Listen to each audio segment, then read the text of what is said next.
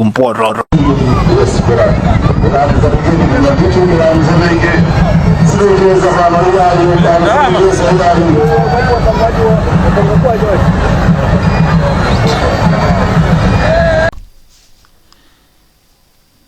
Ya muwerenge nokha pa zimene anena Dr. Daliso Kabambe ajamufundisisa kwambiri za federal government ku Malawi zimene akupanga suggest UTM ndi Dr. Kabambe ndi fundo yogwira kwambiri imene ingasolve nkhani yokhuza za federal government and isolve mavuto amene amakumana nawo ma districts ena Malawi muno for good, which is much better than umakhala ndi the so-called federal government. For even mutakhala federal government uzakhalabe ndi vuto lomwe losankhana mitundu.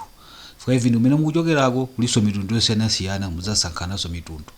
Koma ngati boma lililonse likulandira ndalama zambiri zimene likhoza kupangira chitukuko kudera kwako ndikuti kubomako ndamene zakhala responsible kupanga chitukuko.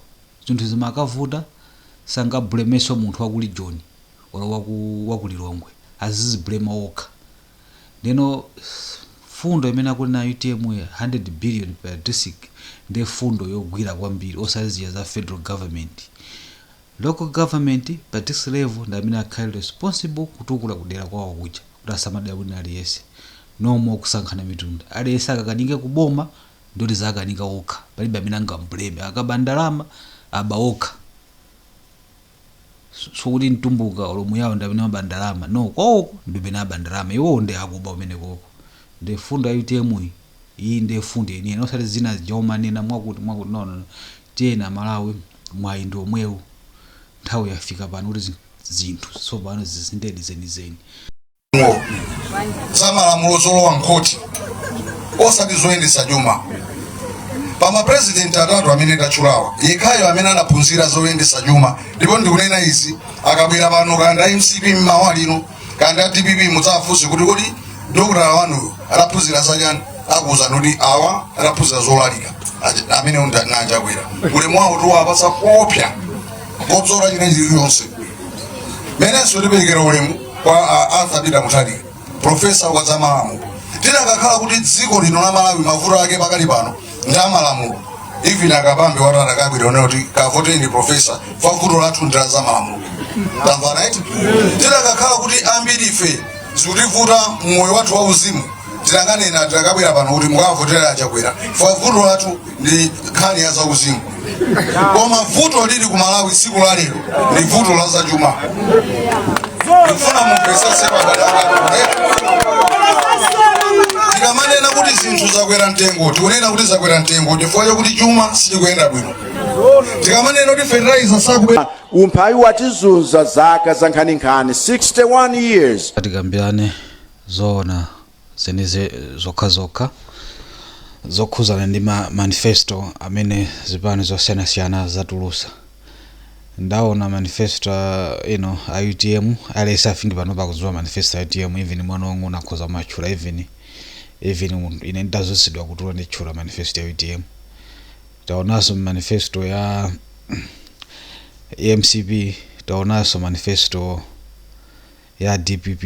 Ya PP sinaione komanso manifesto ya ndani ya UDF atupera madala anatulusa manifesto koma sindikuiona beba kana pano ya fuka madini manifesto ya bwinonse yeni mina manini koma sikuoneka koma ndipanga focus kwambiri zi manifesto zazipani zitatu zimene zizi koma nkhani kwambiri ikhuzana ndi manifesto ndi connection ndi population imene ili kwathu kuno ku Malawi.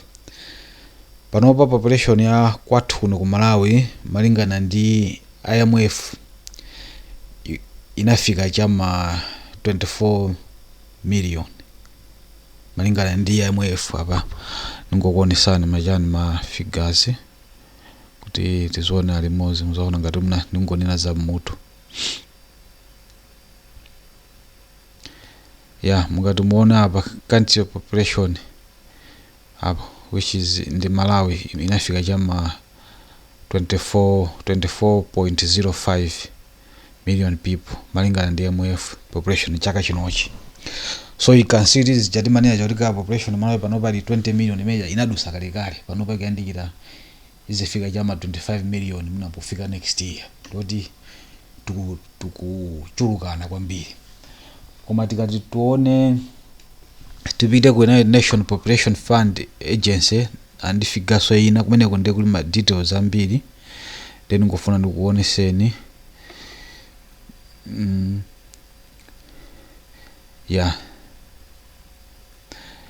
United Nations Population Fund Malawi overview. Population panopa ya ku Malawi malingana ndi United Nations Population Fund ili pa 22.2 million people. You see, so you can see kuti population yathu ikukula ndithu. So I would say population yathu is between 22.2 million to 24 point something million ili pakati pamene papo. So population yathu yakula kwambiri. Koma imene inkhani ya yosangalasa komanso yomvetsa chisoni pa nthawi imodzi, population yambiri yakwathu ndi ana ang'onoang'ono amene ali zaka 18 kupitira pasi. Almost half, I would say 47.7% ya population ya ku Malawi ndi ana amene zaka 18 kusikira pasi.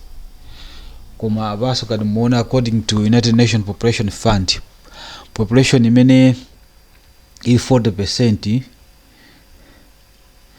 ndi ana amene ali zaka pakati pa 14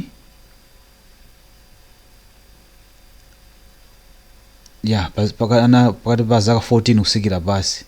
Then mutha kuona kuti population ndi it's very young, it's too young, then aged 10 to 19 ndi 25%, then aged 10 to 24 is 34% up, then population aged 15 to 64 ndi 57%, then population aged 65 and above ikangofika pa 65 ndio pamene bobo afika old age, is almost 3%, which is yochepa kwambiri, which means population yathu yambiri ku Malawi ndi ana achichepere.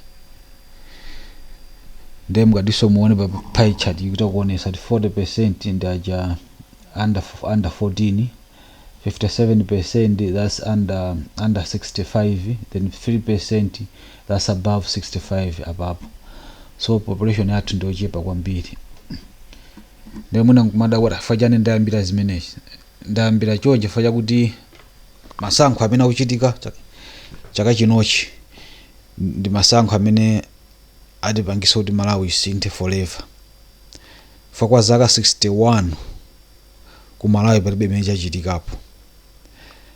And the population imene inali ma 1964 inali yochepa kwambiri, inali chama 2 million something like that. And this one inali so young nthawi imeneyo.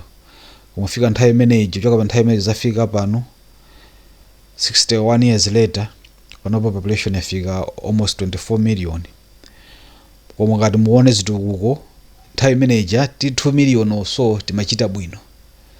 Koma panopa ti 24 million zinthu zinabwerera mbuyo, tinasaukisisa kwambiri, which means masankho amene akubwerawa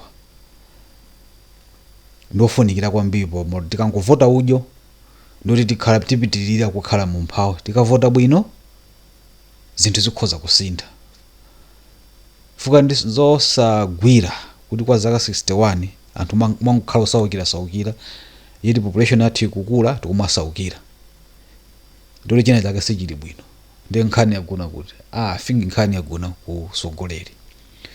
Kwa zaka 64 takhala ndi MCP, anabwera UDF, anabwera DPP, pano ndi awo MCP alipo. Mutha kuona zimene zikuchitikazi. There's nothing happening. Tingosaukira. Fa panopa anthu amene ali osaukisisa panopa afika 75%. Ngati tilipo 24 ngoti 25 million panopa. Then tikhoza nayo timwe chama 18 million ndi anthu osaukisisa ku Malawi. Ndi isonene a few millions amene akuoneka ngati zili bwino. Then you can tell kuti ndisizo kusintha. nde masankho amene akubwerawo ndiofunikira kwambiri. Tikangovota udyo 75 imene tikuitchula pano, 75% tikuitchula pano izafika pa 90%. Ndi panepo ziko lataniso pano, panepo ndoti Malawi yathera pomwepo. Ndifuna tene tivote bwinobwino. Ndeno ndimaunikira ndimawang'ana ma manifesto osiyanasiyana a UTM, a DPP, plus MCP, then APP akumanena omachula kwambiri zinjinga. Nde manifesto ngati a DPP akumanena kuti azapereka is it 5 billion kwacha per constituency, then azapereka kaya 100 million per constituency ngati loan kwa Anyamata, chimodzimodzi another 100 million loan kwa azimayi, then 50 million kaya chani ndi zinazo Then MCP ndimene azapereka 5 billion per district yonse, then 500 million constituency yonse kuti ituku ipange. Pamene UTM azapereka a minimum of 100 billion per district kuti apangire zitukuko. Ndakhala ndikulingalira kuti kodi manifesto amenewa manifesto anji imene iliyothandiza Malawi, imene ingasinthe Malawi. Then malingana ndi population ya Malawi imene ilili panopa, for population I would say 97% ya population ya Malawi ndi achichepere, which means tikufunika manifesto amene akhale game changer, amene asisinthise zinthu. Wasawala kuti takhala paufulu zaka 61 koma umphawi sukutha. Ndio wina aliyense amene angabwere panopa ndoti aina kubwera ndi fundo zoti zisinthise zinthu, zitenge Malawi kuchoka pamene ilipo kuti ifike pena pake. Ndeno ndikaona manifesto ngati ya MCP, manifesto ngati ya DPP, manifesto ngati ya APP, angokamba zinthu kuti Malawi izingokhala imene imakhalira for the last 61 years. Afuna manifesto awa aita kungoonesa poyera kuti angofuna azizapanga zinthu imene akhala akupangira kwa zaka 61 zakumbuyozi zimene zatikhalitsa ife pa umphawi. It's only manifesto ya UTM imene ikuonesa kuti akufuna zinthu zisinthe for better, kuti Malawi asinthe. Why ndikunena choncho? Fomu ngati muone kwambiri ngati manifesto ya APP akumangochula zinjinga makabasa. Mona zina kuti ndizasegula mafactory azizapanga njinga azizapanga export, akuti ya ndizapanga ujeni makabasa. Panopa makabasa ndi ambiri kwambiri. Ani nkhozi zambiri zimene zochitika umalani zokhuza ndi kabasa. Nde imagine onjezeso mavuto amenewo. Then apo then akumani naso zomapereka ng'ombe za mkaka, mbuzi za mkaka. Zaka 61 takhala osauka. Therefore the next 61 years muzipereka so mbuzi za mkaka. Are you sure kuti kufunira Malawi zabwino? Alisa khale famala kumala azingoyeta mbuzi. Ndetilemera ngati. Ziko silingatukukira pamenepo. Ngati ndione manifesto ya DPP nchimozimozi akupanga zonse zimamba panga mbuyo chicha zongofuna kuti Amalawi azingokhalabe ovutikira kuti nthawi zonse azibwera kwa apempha zinthu. Akumane kuti kaya within 6 months azakambirana ndi IMF kuti abwerereso ku Malawi. Zone zimenezo munthu ungaika manifesto zoti ya tizakambirana ndi IMF kuti abwerere ku Malawi.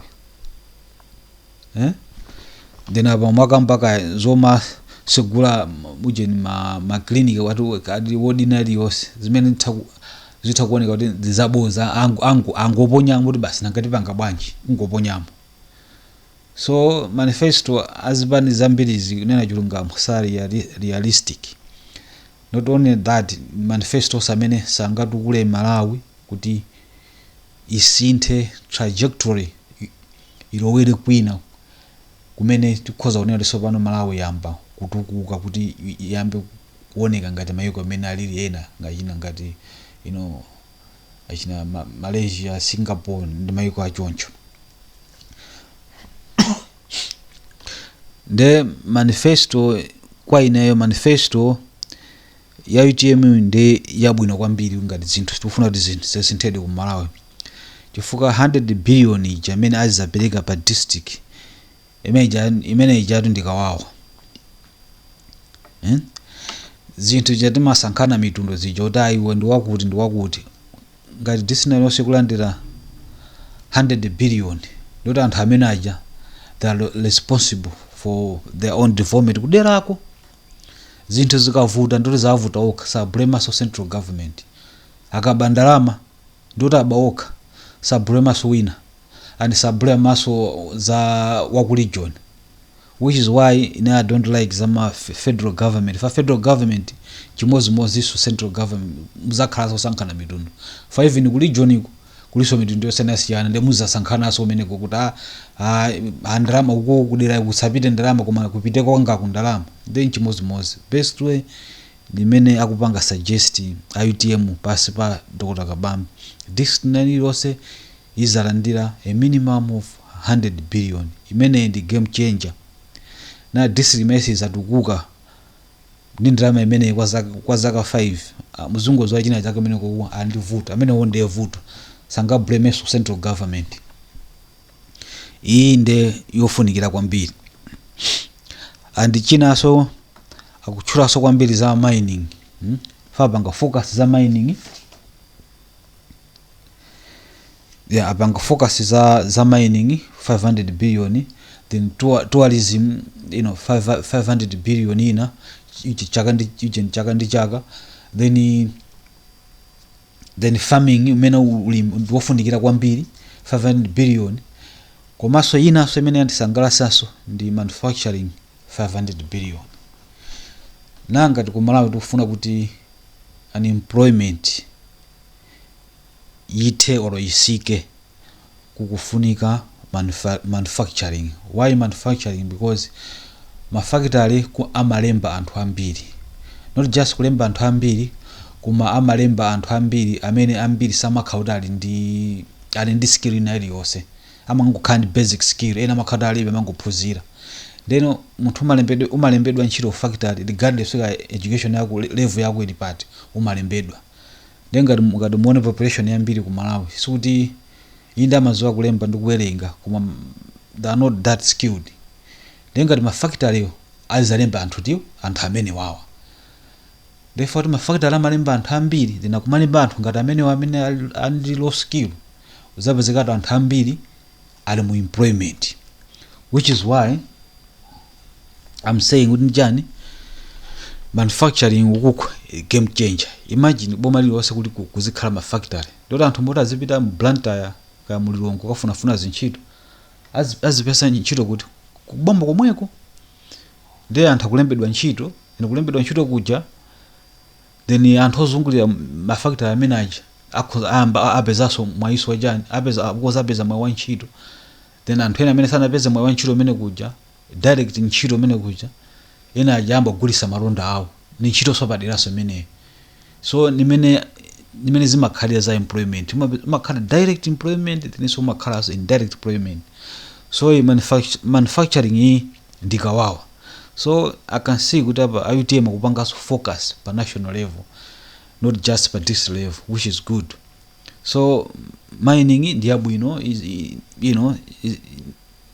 za mavuto ngati forex awa ndoti zikaenda buna kuchepa and ndalamazo zikapezeka zambiri zikazamba kupezeka ndoti kumbapanga invest ngati misewu chanchani ndoti mene popo ziko lizamba kutukuka. So kwa ineyo malinga ndi population ya Malawi imene ili panopa because 90% ya population ya Malawi ili young, anthu chipani chimene chikunena difundo zimene afuna ndi Malawi asinthe ndi UTM yokha basi. Zipani zinazi zingonena fundo kuti anthu akhale stuck pamene alipo asasunthe ndi zimene akupanga. Nifake kumaona zipani zina balangata afford ajoinana ndi DPP then zipani zina akukana kuti apite ku UTM akuziwa kuti ukuku ndi game changer. Anthu ordinary people atukuka ifeyo ndoti ma position zathu amene timakhala nawo muziko atani ayamba kuchepa ndifake ayamba kuungana kuti ndifake mwamene ena achina Mbewe authamangira ku DPP, achina Afford authamangira ku DPP, ena apita ku PP, ena apita uku, akuziwa kuti fundo za zipani zinazija ndizofuna kuti anthu a Malawi asatukuke pamene alipo, akupanga protect ma position wawo muziko. Pamene IUTM akufuna kuti wina aliyense atukuke kuyamba kumuzi zafika mtawuni, which is why zipani zambiri panopa zimene zona zokhazikika sizikuwafunira zabwino. Ndi nkhondo iyi ndi yayikulu, which is why I'm saying kuti zisankho zimene zikubwerazi muvote bwino. Ngati simuvota bwino, Malawi lizakhala osauka for the next 61 years. Fuka zipani zinazi zokhazikika kalezi zikufuna Amalawi azikhalabe mu mphawi, chifukwa chake ayamba kubwera pamozi kuti Amalawi azikhalabe mu mphawi. Koma IUTM akufuna wina aliyense kuyamba kumuzi zafika mtawuni umoyo wake usinthe, chifukwa chake fundo zawo nazonso zikuonesa kuti awo akufunira zabwino Amalawi. Leno kwa ineyo mmene ndikuonera amene angasinthe Malawi for the better ndi IUTM ndi Dr. Daliso Kabambe. Zinazi awawa zipani zinazi zizingotikhalisa mu mphawi, tizingokhalira kupempha njala deira, zingobwera excuse awaja kwera angonena zambiri mafuta mwakuti stima mafuta kasina sike DPP ndi yawo okafuna khale president second vice president, clear shows kuti anthu awa ndawumbombo safuna Malawi zabwino. So Amalawi tuvote bwino masankho amene akubwerawo.